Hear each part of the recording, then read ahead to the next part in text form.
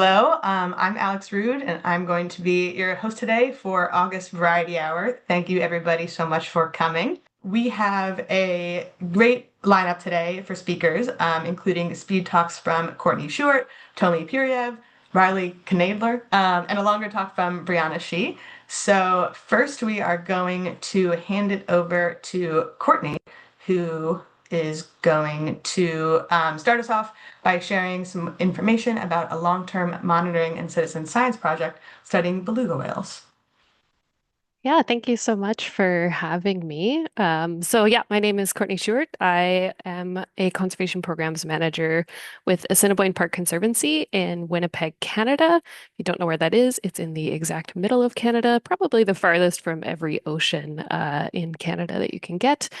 Um, but I'm here to talk about our project called Beluga Bits. So this project's been ongoing since 2016. Every year, for those of you that aren't familiar with beluga whales, every year in the Churchill River estuary, which is in northern Manitoba, we see about 55,000 beluga that gather in and around the estuary in the Western Hudson Bay population. And this population is really unique in that we see that they are quite interested in boats. They really like to engage with people in the estuary. So we use that to our advantage. And for the last 10 years or so, we've been live streaming with our partners at Polar Bears International and Explore.org to an underwater camera in the summer. So unfortunately, this is the last week I think that the underwater camera is running. So, hurry and get out and try to watch that live stream this week if you can. But we use this to do some really cool science. So the Beluga Bits project happens in three sort of big steps. So first we have what we call photo capture stage. So folks tuning into that explore.org live stream can actually take snapshots for us of, interesting things that they see on the camera. We take all of those for our data.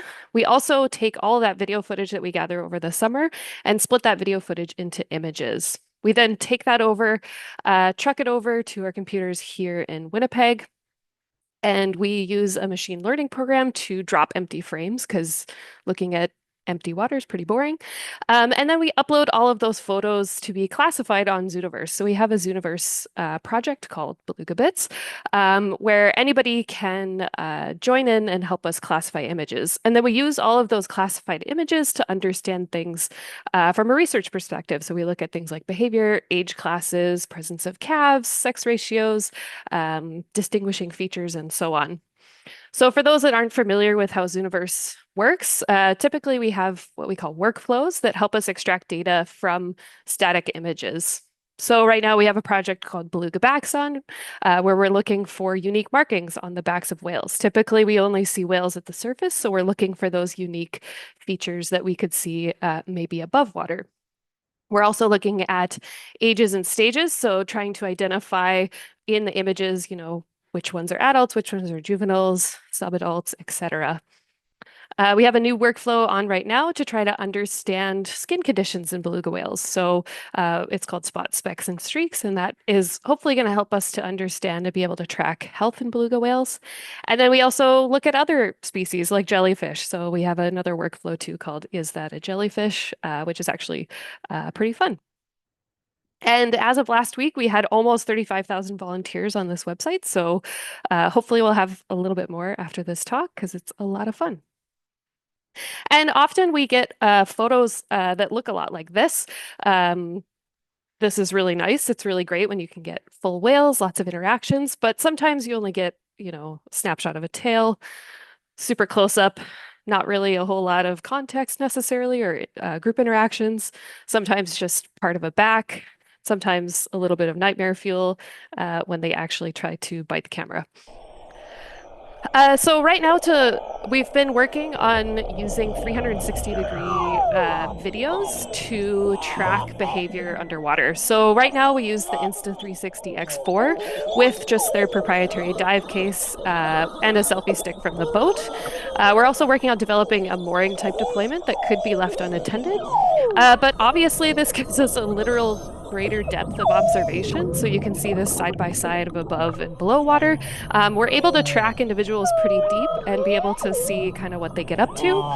And as you can hopefully hear with the sound, we can hopefully pair that with some of the acoustics that get picked up by these cameras. Some of the challenges that we have is that it's shooting in 8K resolution, which is really great for science communication and that sort of thing, but obviously is a huge amount of information. It's also marrying in that gyroscopic information from the camera. So there's software with Insta360. I might just turn this down a little bit so I'm not shouting at you. Um, that has some tracking capabilities, but it doesn't really appear to work well with whales. You can see that their contrast ratio changes quite a bit depending on how far away they are. But we'd really like to be able to follow individuals and extract that information without that labor-intensive manual video editing that we have to do right now. So my questions for WildLabs are there options available for translating that 360 video into flat images or series of images or videos that maybe is a little bit easier? Are there ways that we could track individuals in a shot to focus on for footage? Are there, more advanced sort of computer vision approaches that might work in a 360 environment? And just really generally, have others found ways to tackle this problem? So that's my speed talk for you. I'll take any questions and then I'll just leave this cute little link that goes to our Zooniverse project if you'd like to join along. And we also have an Instagram account, so be sure to follow along. So yeah. Thank you so much for that. That tooth photo is crazy and will be haunting me for quite some time. We have definitely some time for questions or ideas or whatever insights people might have if anyone wants to throw it in the chat. So I'll give that just a second for people to think about anything. And if not, I have a question for you, which is less about the 360 footage, but more about from the static images and sort of the flat images that you guys were collecting before the 360 camera. What sort of insights were extrapolated from any of that, if there was anything on individual, specific individuals or group behavior or whatnot?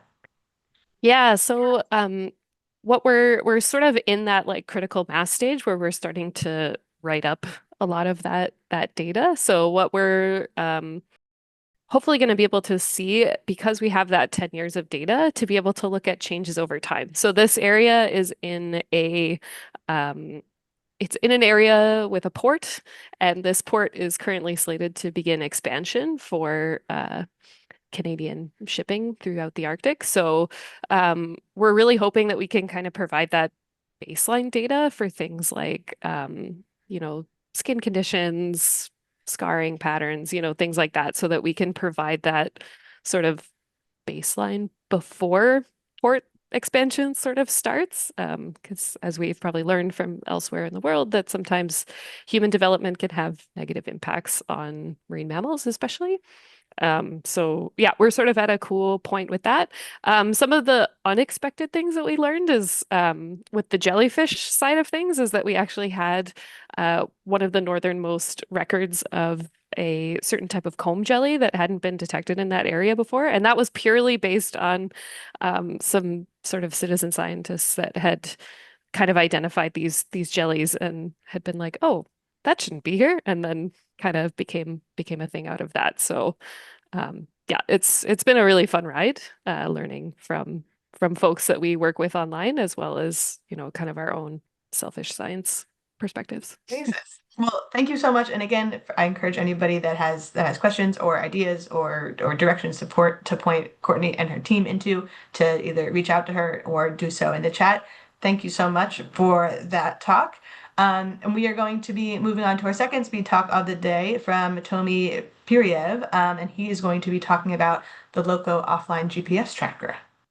Okay, and thank you for inviting me. My name is Tomi Piriyev. I'm co-founder at WILDLABS, and today I will talk about the Loko, which is a ultra low power offline GPS tracker.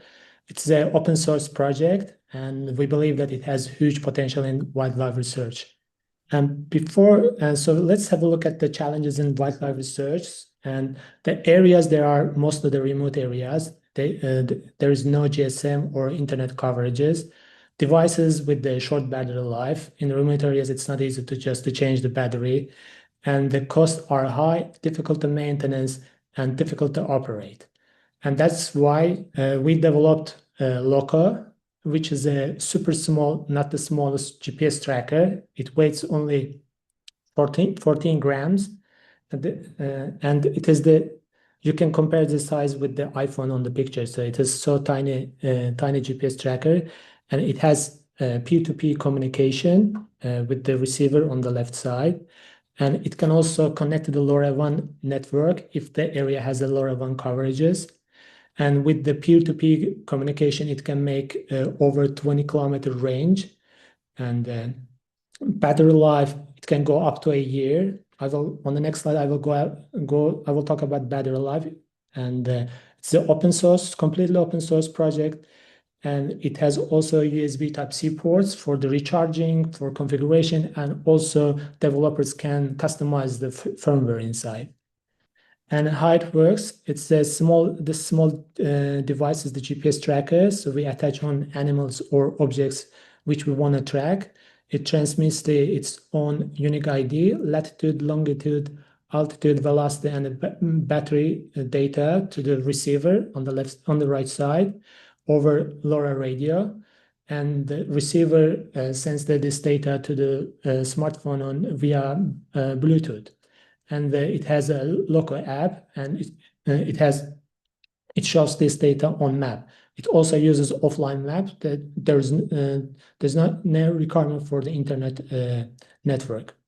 And about the battery life, so to keep the operation for a longer time, so we made the battery operating a little bit different logic.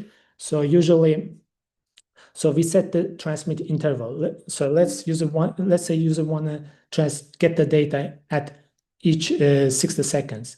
So device goes to deep sleep mode 60 seconds, then wakes up, gets the new GPS data, transmits it, and then go back to deep sleep again. And then 60 seconds waits, and then we'll repeat this cycle.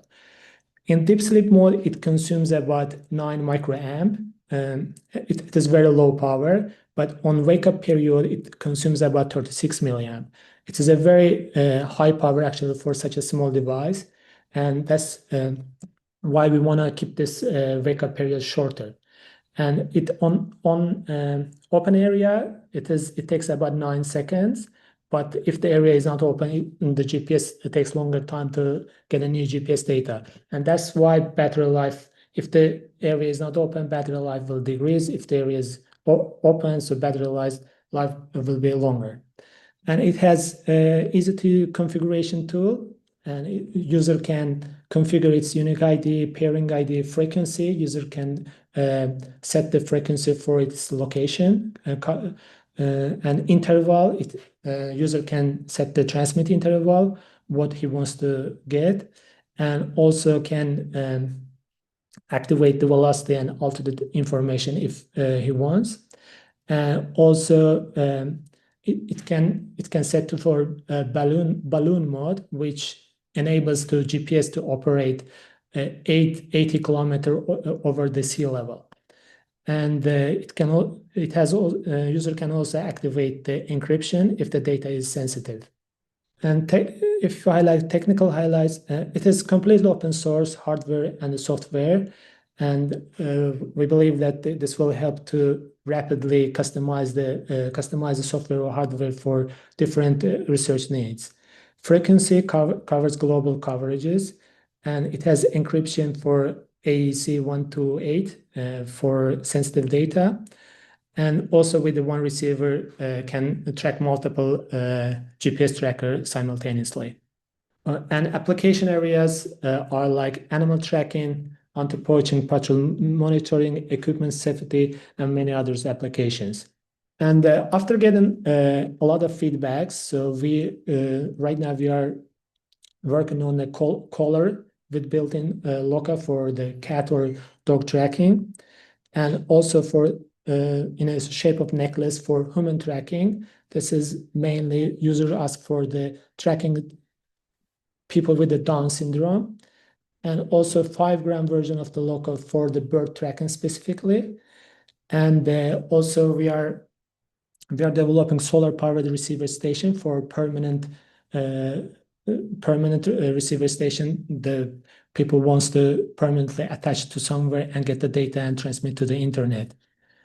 And I would like to also hear your challenges and ideas and looking for the collaboration.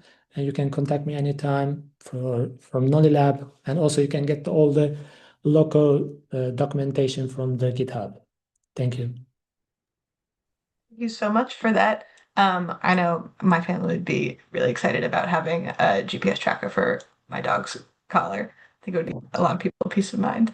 I think we just have time for maybe one question, if anybody has one in the chat. But if not, I have a question about if you have any like specific stories or like case studies of how people have used this before, that you want to share. Yeah, people using mostly for the tracking the pets, for cats and the dogs. And how actually I started to use that when I started to use on my drone. So when I was using in suburban areas, remote areas, there's no network coverages. So other GPS trackers cannot operate there because they use the SIM card and there is no network in the area. And that's how I actually started to develop this GPS tracker. Amazing. And it looks like we have a few questions for you coming into the chat, so I will send you in there to answer those. And we are coming up to our last speed talk of the day from Riley Knoedler, and they are going to be talking to us about BatCopter, which is a custom-made drone for bat surveys with novel AI workflows. Whenever you're ready, Riley. Okay, great. Okay, so I'm Riley. I'm a data scientist at Western Ecosystems Technology, or WES. And so let's just dive right in. Even if you're not familiar with bats, you probably can guess that they're being negatively impacted by things like climate change and habitat loss. In North America, bats are facing lots of challenges from white nose syndrome. And then here at West, we focus on impacts of renewable energy. And so bats also run into wind turbines, unfortunately.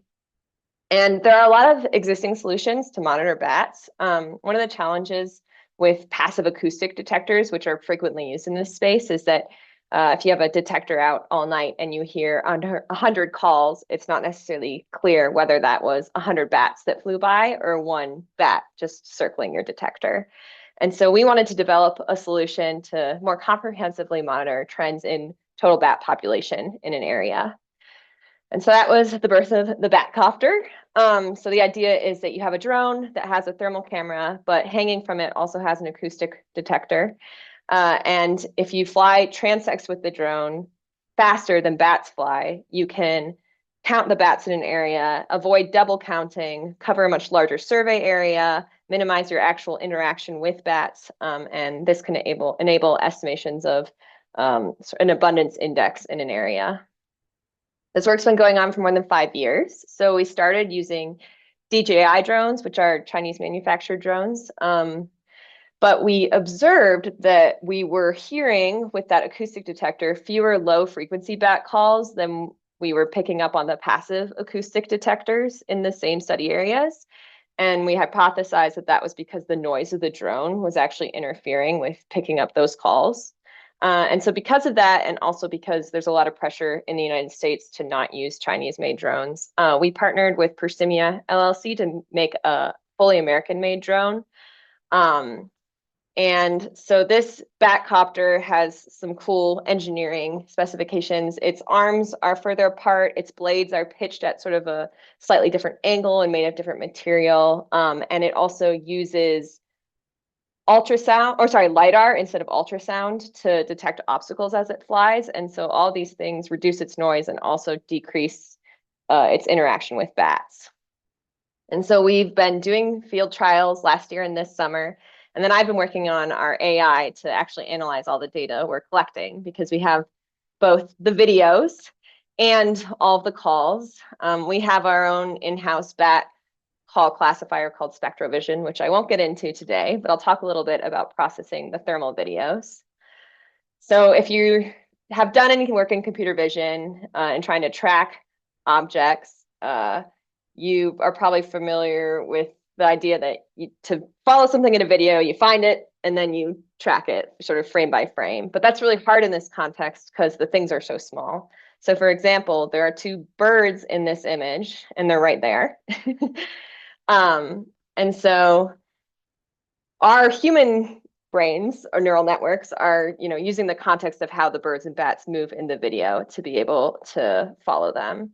And so the AI pipeline has multiple steps to try and make this more workable. So we use background subtraction based on how the drone is moving to highlight the objects that aren't stationary relative to the ground. And so you can see that there's a bat that flies across in the bottom right corner here.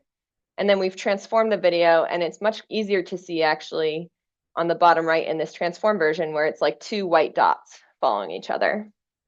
So now we can apply more traditional computer vision methods like object detection, object tracking. So we use an object tracker, but it has some false positives that come through it. So you can see the blue box on the left is following the bat, same as on the right. But then there are these false positive boxes that are still appearing. And that's just because this method isn't perfect. You still get highlighted things like a hot cow pie on the ground might look like a little hot thing that the drone will pick up, or a rabbit. And so we have a final step or penultimate step of track classification, because a lot of the false positives, if they are stationary, just look like a line kind of going down the screen. And so we're able to segregate out the false positives from the true tracks, but the algorithm still doesn't know if it's a bat or a bird or a rabbit hopping around. And so we do have a human in the loop element where there's expert review.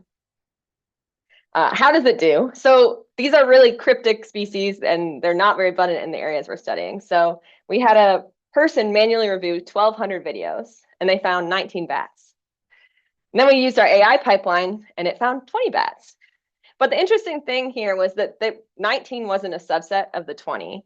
So actually there were 14 bats that both systems found, a human watching them all, and then the AI pipeline. And so there were 5 bats a human found that the AI missed, and 6 that the AI found that the human missed. And then of course, some number that both systems missed and that's sort of the biggest challenge I think with this system is we don't know, and it's hard to estimate what we're missing that's flying around there. But yeah, we're really excited about this system. Obviously, AI can process these videos faster and get rid of a lot of the empty video, but also I think a more subtle benefit is that the AI is going to perform the same kind of errors more consistently, whereas every time you have a new human reviewer that you train, or a human reviewer that's been watching these videos for 1 hour versus 5 hours, they might have more differing error rates. And so this is going to enable more sort of robust statistical estimation over time. So yeah, I just want to shout out the other people involved with this project at my company. Persimia LLC is actually the drone manufacturer that we partnered with that did the engineering. And then this work was funded by Berkshire Hathaway Energy and Mid-American Energy Company. I didn't have time to get into any of the actual stats for estimating abundance, but if you want to follow up on that, let me know. Thank you so much. Yeah, I feel like this was such a good teaser for what could hopefully be a longer talk eventually, because I'm left wanting more and also have so many questions because I think a lot of this is totally beyond my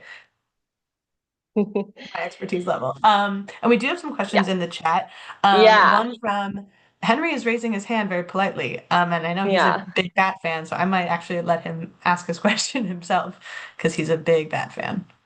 So I think, we haven't seen any issues with collisions in all the surveys we've done, and the drone is flying 40 meters up.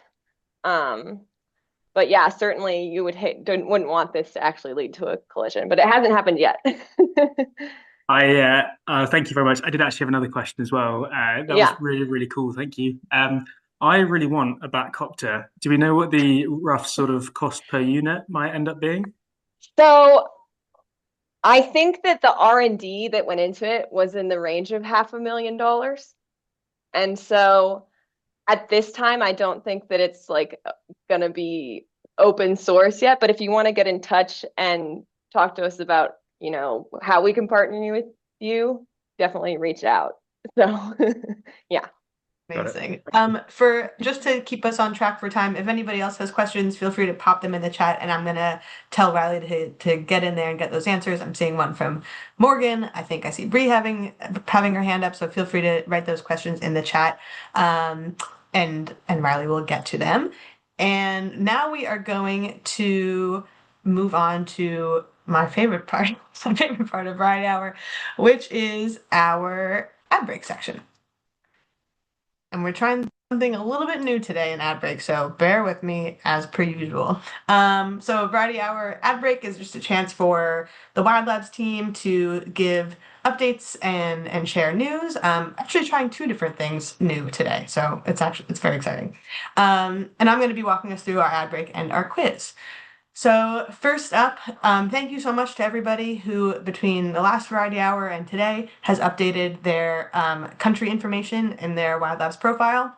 We are in the process of building out a more accurate member map to know where our members are in the world, which helps us get a sense of what communities we can do more targeted sort of programming for and direct outreach for. So be sure to fill in your country information if you choose to do so, if you're able to do so. And you can, I think somebody on the team is sending a link in the chat to the announcement post sort of that has instructions on how to go about doing this. Thank you, Vane. Our second announcement of the day is that we have a new group on WildLabs, and I'm not sure if any of the edge computing group leaders are in the call, and I've got like a million tabs open, so if you are, feel free to jump in, Jenna or Yusuf. But if not, I'll introduce it. Oh, I see Jenna. Jenna, do you want to introduce the edge computing group? Oh, can you guys hear me now? Yes, we can. Cool. Okay. Yeah, so super excited to announce a brand new edge computing group.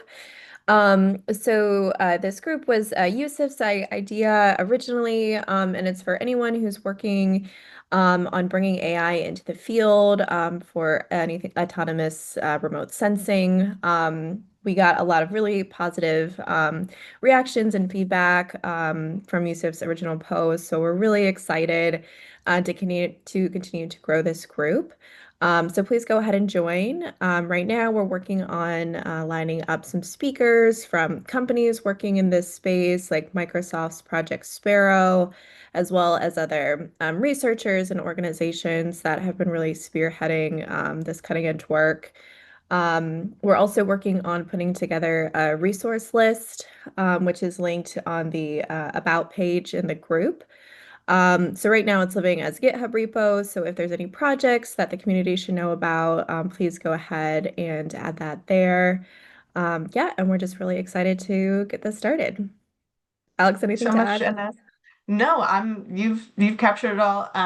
Jenna and Yusuf are great, and I'm super excited about this group, and everybody else should be too. Yes, Henry is applauding, and that's right. So if you're interested in joining or learning more, there's a link in the chat to the announcement page, and everybody is encouraged to join the Edge Computing group, whether you have no idea what it is or want to learn more or you're an expert. Everyone's welcome. Another announcement that we have, less of an announcement, more of an update. The Boring Fund applications closed recently, and we got close to 1,000 applications for this year's Boring Fund, which is very exciting. And just want to give a community update that we are reviewing applications currently. So if you submitted, we're looking at them, just to keep everyone in the loop on what's happening.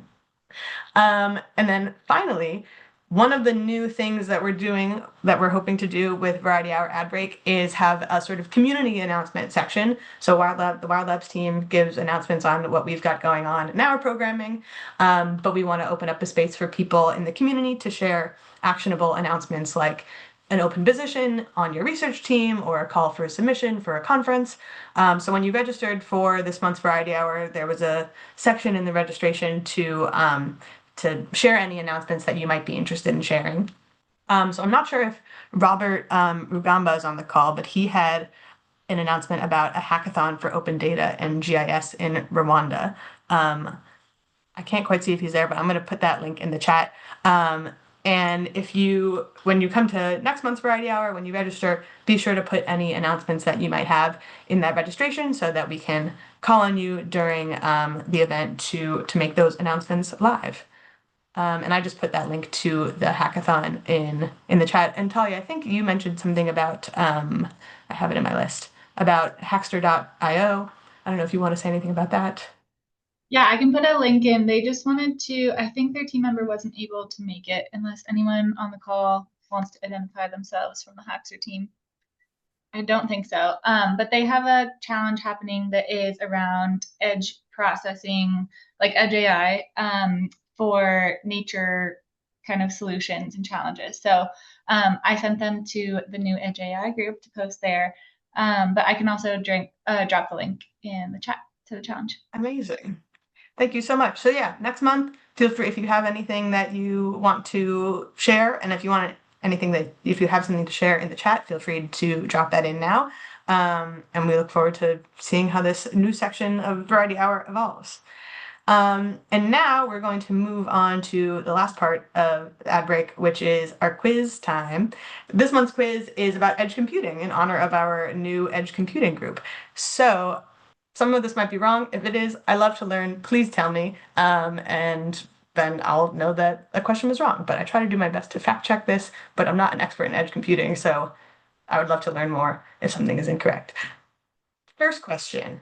What is edge computing? Is it processing data as close to its source as possible, running workloads in a cloud environment, a new name for computing, or computing that puts you on the edge of your seat?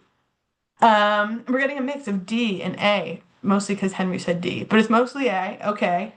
Hashtag innovation. Sometimes innovation takes time to work out, as we all know.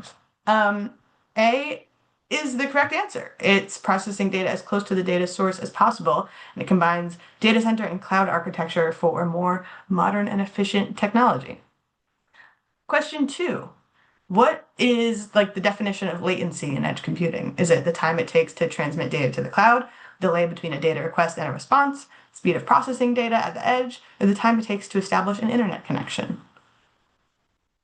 We're getting some B's, some C's, some B's. The jury's out. Jenna says C, but also B sort of. This is why we love the quiz. There's nuance. The answer is potentially B, but it also might not be B. But according to my resources, it was B, and that latency is the delay between a data request and a response. And if you have a philosophical or factual comment to make about why this is not correct, please put it in the chat. I would love to know. Question 3. What is the difference between edge computing and fog computing? Do they mean the same thing? Do they put intelligence and compute power in separate places? Is fog computing a web of connected devices and data locations, but edge computing processes data and computes solely at the edge, or all of the above? We're seeing some C's, some D's. This one's confusing. Some C's, some D's, and a lot of question marks. No one's sure. Oliver's has no idea, and that's so real, because I wouldn't know either. The answer is, potentially, D, all of the above, and it's also sort of a trick question. This is what I found online. And people have different answers to this question, and that fog computing processes data and compute closer to the data source, and instead of processing data at the edge, fog computing processes data between the source and the cloud. And I'm going to go with Jenna, because Jenna also says D, and she's the group leader for edge computing. And maybe we can open a fog computing group. Might get complicated. Question 4. Is it true or false? Edge computing and the network edge are the same thing. Is that a true statement or a false statement? People are saying false, false, false. False is coming through rapidly.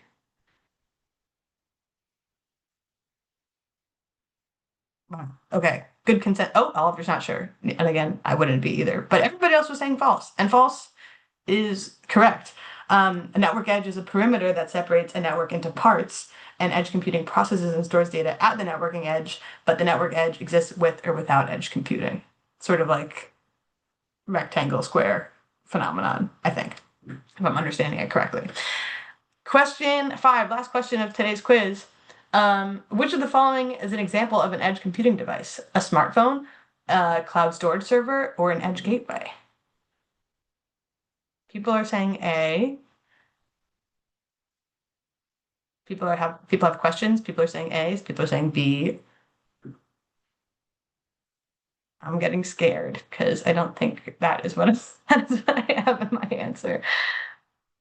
So what I had was an edge gateway is an edge computing device example, and because an edge gateway is a device used in it processes the listen, this is what I had written down. Jenna, I would love to hear what you think on if this is actually correct.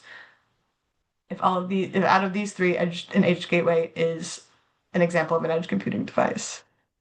Yeah, I think that's totally fair. I think for a lot of these questions, it's like it depends. I use my smartphone to like take a photo and then upload it to BioClip to see what type of organism it is. If I have a local copy of BioClip, then it's an edge device. If it's running in the cloud, maybe not.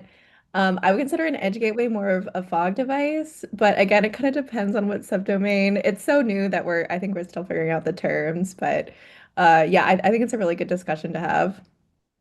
Amazing. And that's what the quiz is all about is no black and white answers. Everything's a discussion. Well, thank you so much for playing. If you felt inspired to go into an edge computing rabbit hole, go visit our group. And we will see you at the next Variety Hour ad break quiz. And maybe I'll figure out the Zoom quiz functionality. And now we are in the final stages of this month's Variety Hour with our long talk from Breanna Shi, who is going to be talking to us about the Human Augmented Analytics Group. Awesome, thanks. So today I am going to be talking to you about a program, so a little bit different from some of our other talks.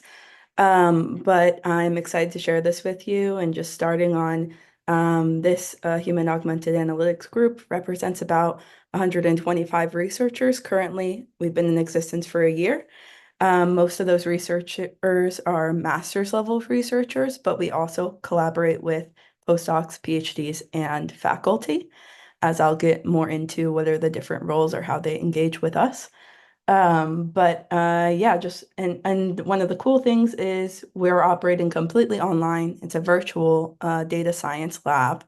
And so that kind of is showcased here by all of the different places in the world that our members are.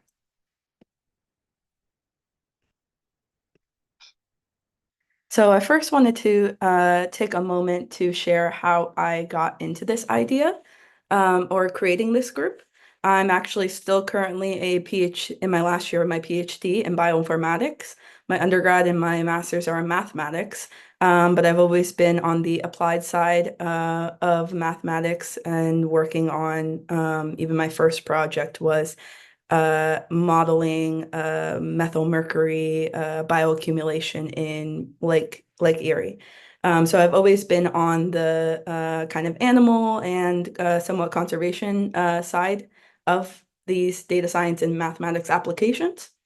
And I noticed that there is kind of a problem emerging recently, which is a bunch of people have a ton of data, and essentially most of the time I'm seeing non-computational or mathematical scientists trying to analyze their data completely on their own.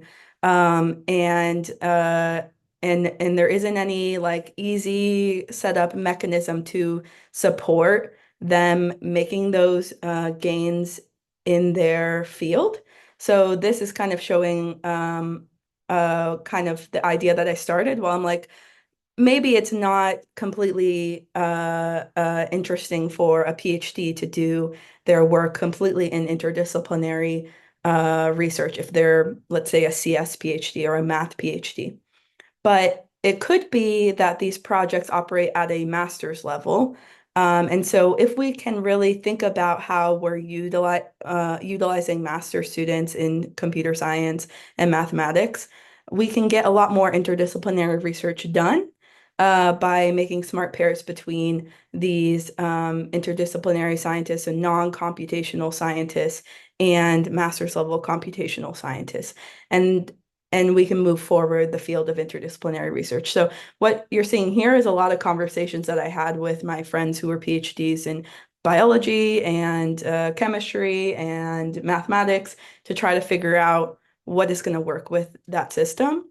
And the basic idea that I started with was that, and also, and just taking a step back to think about interdisciplinary research. Interdisciplinary research, obviously, we hear about it a lot. It is very important, but not all of the mechanisms or motivations are there within a typical academic environment to really prioritize interdisciplinary research, which is my opinion. And so I believe in it. And so I thought we will also be moving the needle towards moving forward interdisciplinary research with our work, because what this program is going to create is you're going to have data collectors. Their information is going to inform the design of data science. And those two people together are going to be creating the most novel ideas and novel methods. Although people and in the traditional academic environment might be thinking more segmented and more within their own field, we truly, one of our motivations became motivating people to think outside of this typical single discipline design with their projects. So that was where we started. Where we are now is we're doing a lot of different things around these principles. And so we are encouraging more people to enter applied research, including a strong wing of our research is conservation technology, which is why we're here. But our other applications are generally within the realm of AI for social good causes. We are also developing future faculty programs to teach PhDs and postdocs project management skills. We are obviously facilitating cross-disciplinary collaborations, but one of the other things that we're tapping into with this online research is it's accelerating research as well for faculty, because the online programs are much larger than our in-person programs.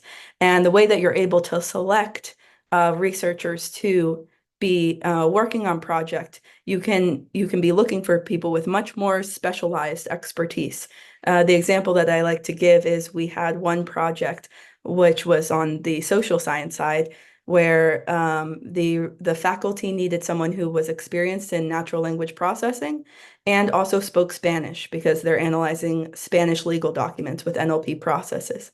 We were able to find 5 people with that expertise. And so that's something that we're unlocking with online that I think many people haven't traditionally been looking in the online direction, but I think there's a lot of potential there that we're trying to motivate. So we launched last year in summer with 15 researchers and faculty. One important note also is that for right now, our only pull for the master's researchers is the online Masters of CS, because that's a collaboration that I have.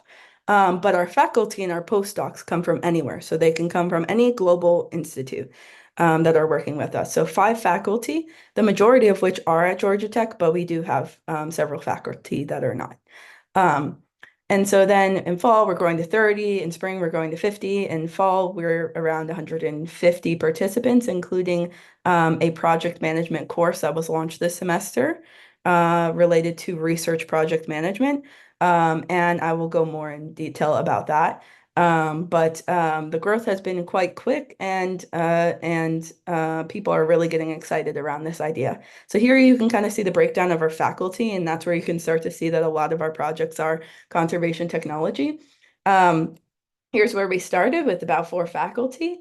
Each semester, we're bringing on a new faculty and new domains.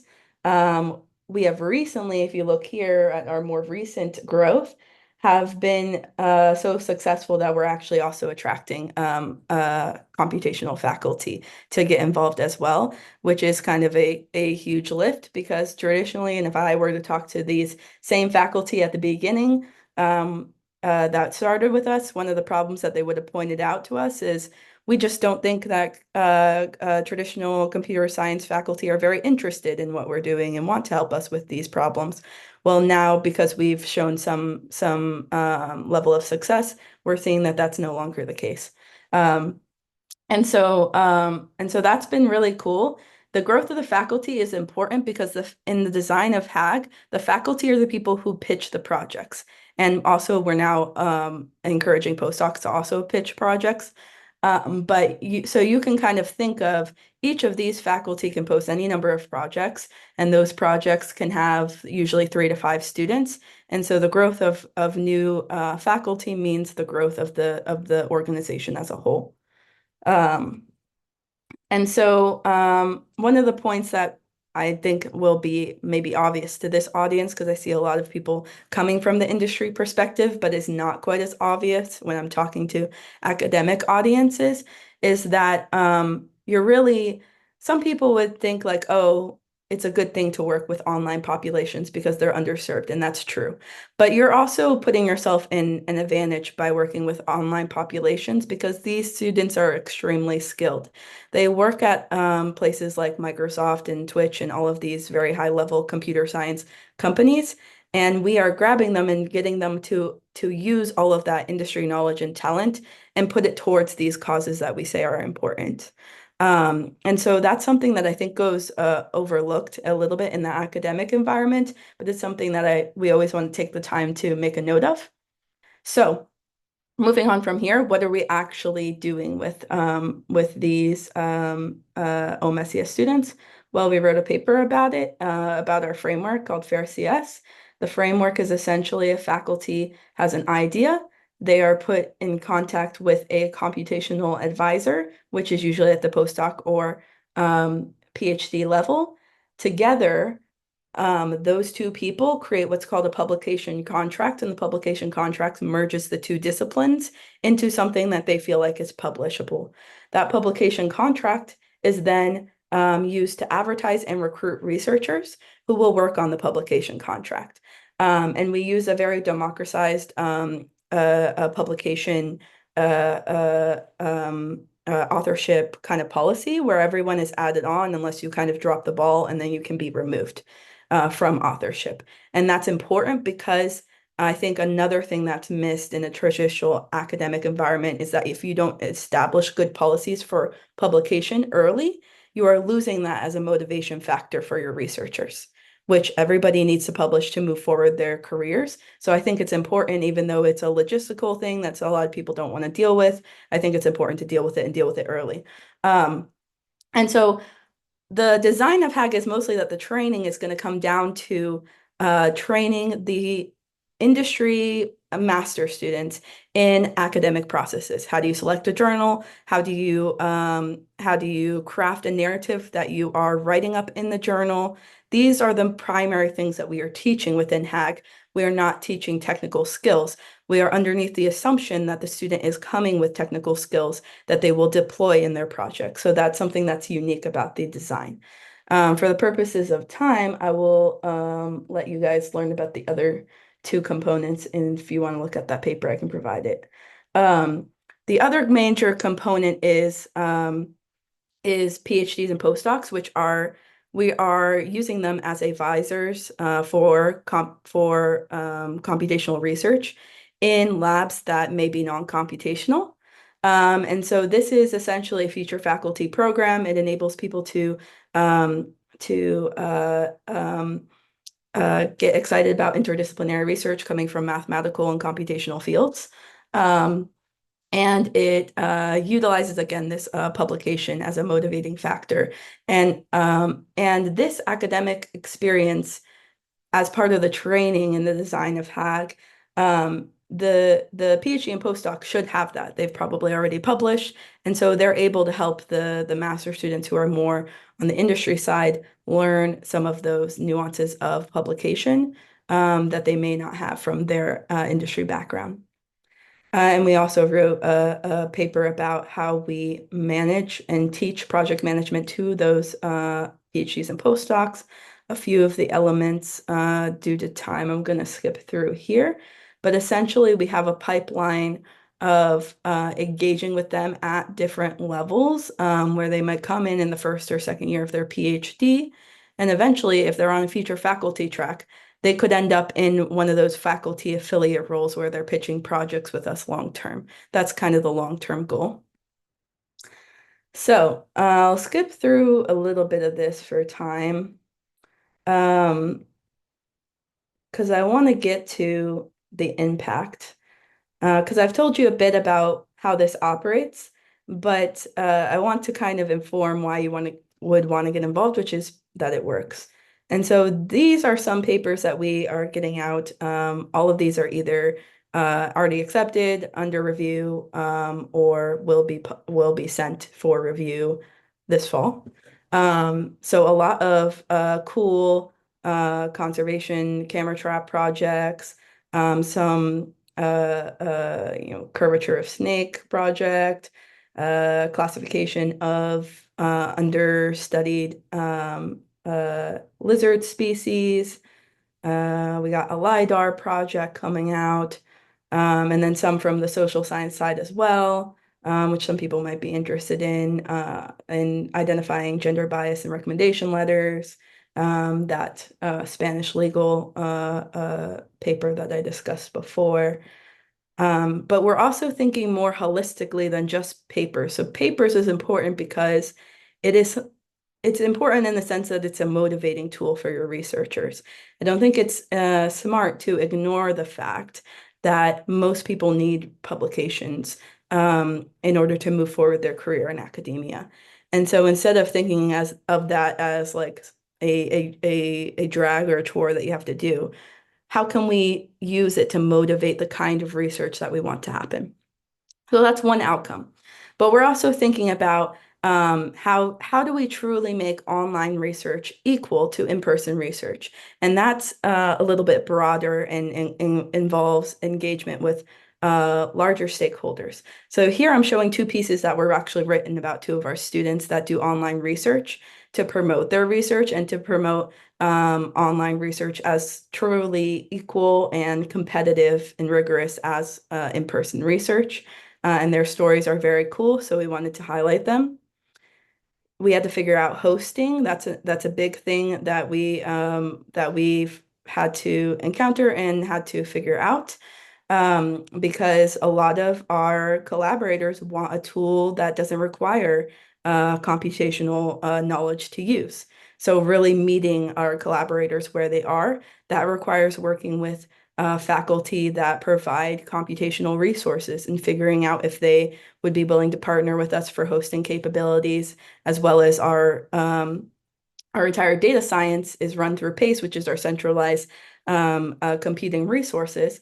And so since they help us so much, we also want to be providing back to their community by providing documentation that we are running in HAG. So here's some community documentation that we have developed with our team. And as well as, we've had two students present at Variety Hour that is very significant for our team, because often these students miss out on the kind of normal presentation opportunities that in-person students would experience, because many, many seminars are only held in person. And so we've been able to share our work here, and that's been very exciting. That's the first kind of broader community that we've been able to share our work with. So in terms of where people can get involved, if you're interested in getting involved, this is kind of just an open forum for you to put your contact and whatever sparks your interest from this presentation, because we are very open for how people get involved. Some things that we're looking into is how to expand into new populations of researchers. So if you're at the postdoc, master's, or whatever populations you're working with and you have an idea for collaborating with us, we want to do that. If you have ideas for other venues that we could send our students to, if there's other presentations within Wild Labs, we would also want to know about that, or outside. We are interested in working with community partners, as we've shown a few outside communities that we've worked with. We want to expand that. We are looking into contributing to Wild Labs courses currently, and maybe creating some of our own Wild Labs courses around our practices that might be helpful to other people managing their research projects. But I think better than creating our own is working with others to understand better what are the needs of this community and how some of the things that we've built might be helpful. And so I always think collaborating is better than just creating your own thing. And then and then we also are trying to formalize our project management training into the thing that was published on project management for PhDs and postdocs mainly as a future faculty training into something like maybe a digital badge or a certificate.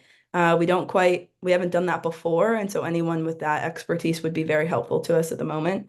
And anything else that you're thinking of that I'm not. So that's us. I'm very happy to collaborate with anybody who's interested. Thank you so much for that talk. It's been such a pleasure to have some of your students on Variety Hours past, and I think this was a great change of pace and a really helpful resource for people in the community to learn about. So thank you so much for that presentation. And we are just at time for Variety Hour. So thank you everybody for joining. And also Bree, I think you had some questions in the chat that I don't think we can cover live in the recording, but feel free to answer those in the chat or stick around for after hours and you can answer those live. So thank you, speakers, participants, WildLabs team members, everybody for joining, and especially our speakers for their engaging and informative presentations. I'm going to end the recording in just a second, but like I said, everybody is invited to stick around for the after hours to have a more casual conversation about the talks or really anything else. So thank you all for coming, and we will see you next month on September 24th.